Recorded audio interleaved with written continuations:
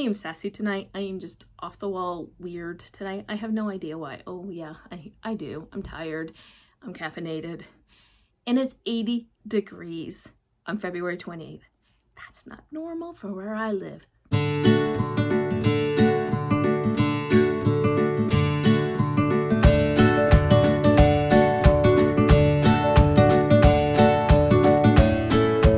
Welcome back to my channel.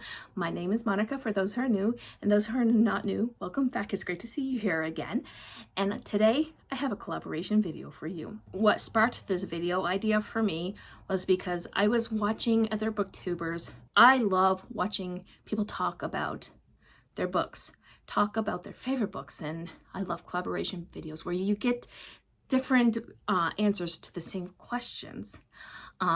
So you get to learn more about what people like and what they don't like, and you get more options and you get more recommendations. And I love it when romance booktubers talk about new authors or authors I haven't heard of or their favorite authors, because if you keep telling me about a book, I will eventually read it. I'm looking at you, Caitlin.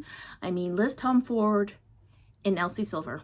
I cannot say any more than that. And if you know, you know. So I went to Christi from Christi Reads a Lot and talked with her on chat about this idea that I had, and her and I went through the questions that were stirring around in my mind. After Christi and I had a conversation about this collaboration, we invited Crystal from Crystal's Bookish Life, Kerry from Booked for Romance, Samantha from Books with Samantha, Victoria from Victoria Reads Romance, to come and do this collaboration with us. Okay, so we decided on 12 questions, and one question is optional because I know there are people who love their book boxes, and I know there are people who rep for book boxes, and I'm really happy for them. The thing is, I like my drama in my romances, in my books. I do not like it in real life, so that question is optional. If you want to answer that question, go for it. If you don't, that is absolutely fine too. Okay, so without further ado, let's answer these questions. The first one is, what book is the oldest you own? So this is the book that I bought myself, and I've had it for the longest. And I bought this in 2005 when it came out, and it is Harry Potter and the Half-Blood Prince. And if you notice, this is the UK edition. This is not the United States edition. And it's because I was living in England at the time, going to the University of Oxford for a study abroad program. And we went, a couple of my old friends and I, we went to, I want to say it's Waterstones or Blackstones. I'll leave the name down below. I'm tired and I don't feel like looking it up, but I will when I edit this video. We went to the midnight showing, yes, because they also did midnight showings at that time. I'm tired. Holy crap. Okay, and they did a midnight release party. They had a live owl, butterbeer. It was a whole thing, and I absolutely love the Half-Blood Prince. It's one of my favorite in the series. My favorites in the series, though, is still going to be Prisoner of Azkaban, but Half-Blood Prince comes a very close second for me. Anyway, but this is the oldest book that I own, and I bought it in 2005 in Oxford, England, of all places. And question 2 is, what book is the oldest published? And for me, in my library, it is The Wolf and the Dove, and by Kathleen E. Woodwitz. This was published in 1974. I wasn't even born. My parents weren't even married in 1974, so that's an old book. Question 3 is, what book is your most recent purchase? I have 2 actually, and they came into the mail today. And I realized when I was working on all my shelves that I had books that I thought I did not own that I did, and books that I thought I owned that I didn't. And one of them was Flawless by Elsie Silver. I have Powerless and I have Heartless, but I didn't have Flawless, so I wanted to make sure I had that, as well as Out of the Gate by Elsie Silver. And they are very pretty, and I wanted them on my shelves. Okay, so question 4, what is your favorite book? Now this one is a very personal one for me, and it's because this book got me through a depression, and it got me through a lot of stuff that happened in my life that was just really hard, because it made me laugh. The angst level was just right, and I just loved every minute of it. And Is Wrong by Jana Aston. And this one is about our heroine, Sophie, who is a virgin because she dated the wrong man. And her love interest is Dr. Luke Miller, and she meets him at the coffee shop named Grind Me that she worked at. And not only that, is when she goes to get on birth control because she's finally going to do the deed with her boyfriend, Michael, the guy that she has a crush on is her gynecologist.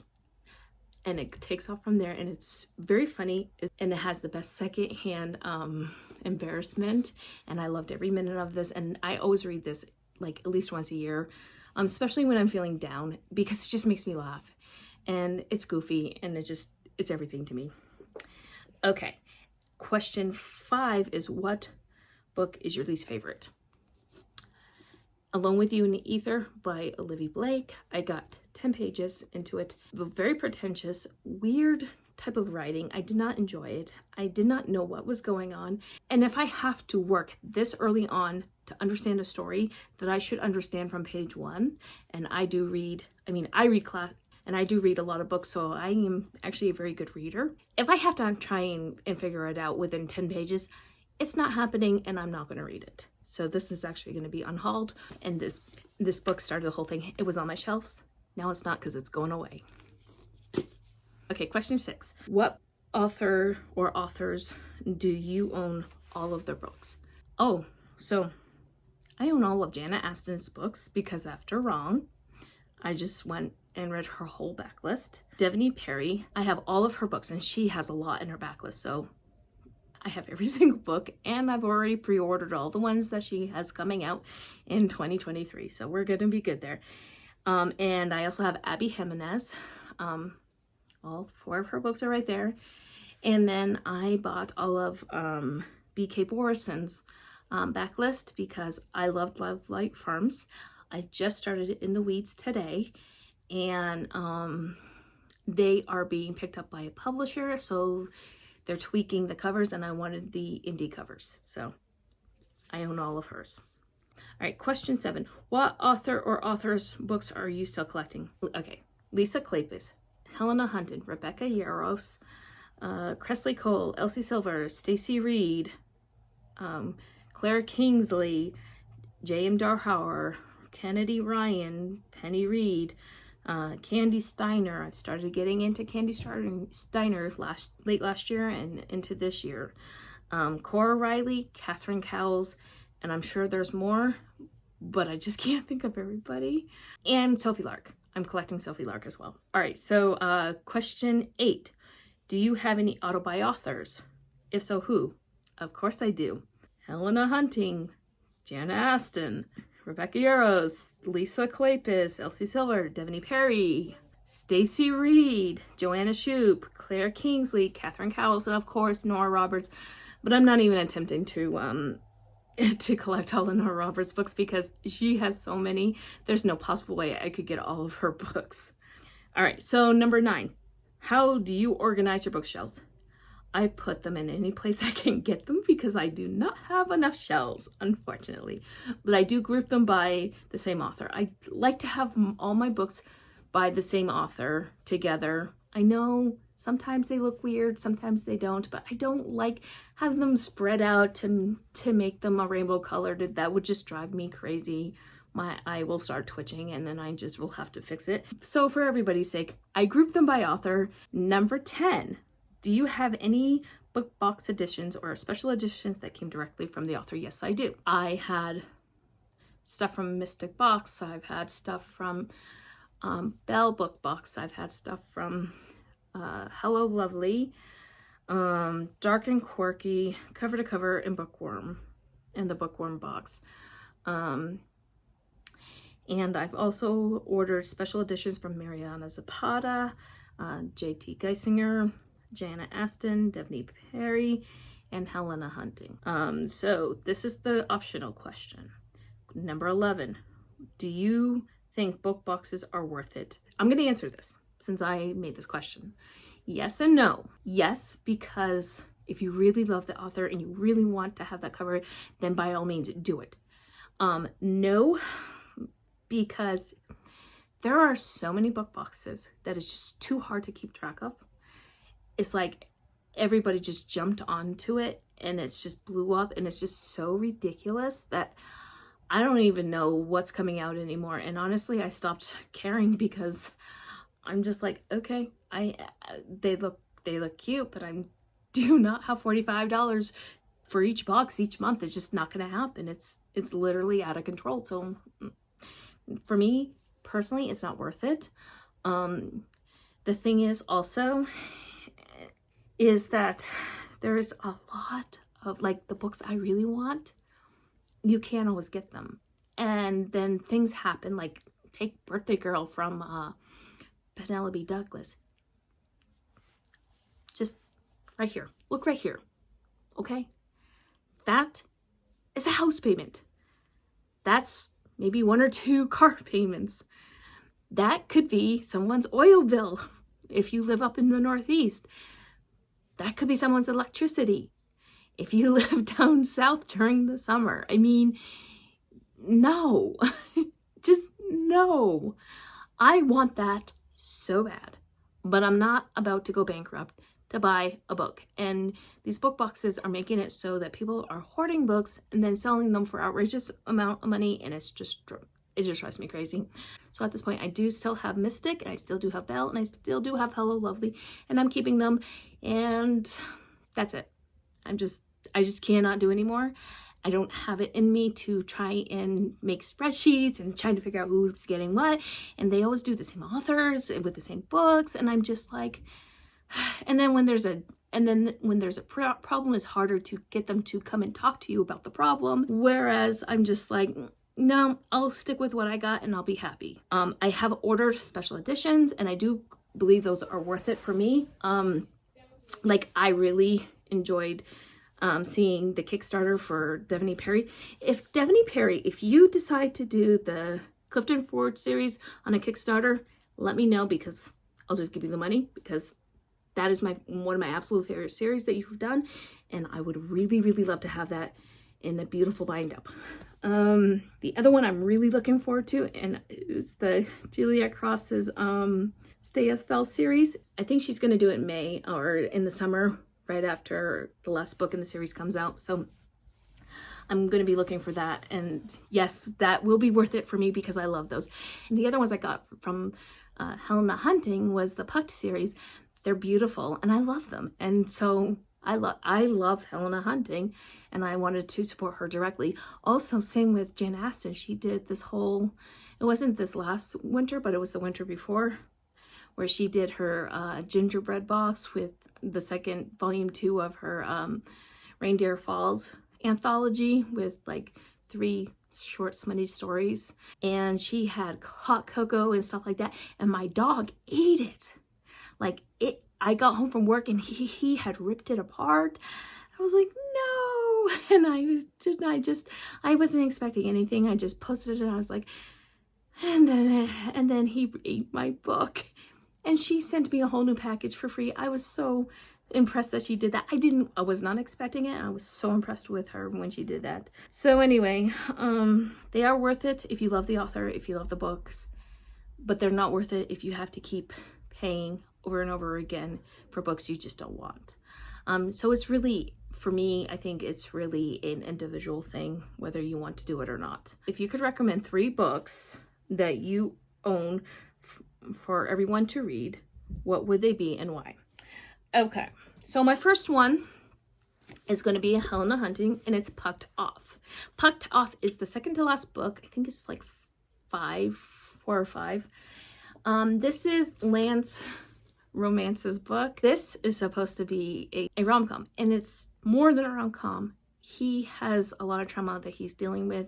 This is honestly a second chance romance. They meet at a party when they were tweens, or she was a tween and he was a teen, and she snuck into a party with her sister. They were in a closet for 7 minutes in heaven, and then years later she decides to go out and sees him at a party or something, and they go back to his house because he likes to party a lot. Anyway, he doesn't remember her, and she thinks he hooked up with one of the girls that she was with, and spoiler, he didn't. But anyway, there's a lot of character growth.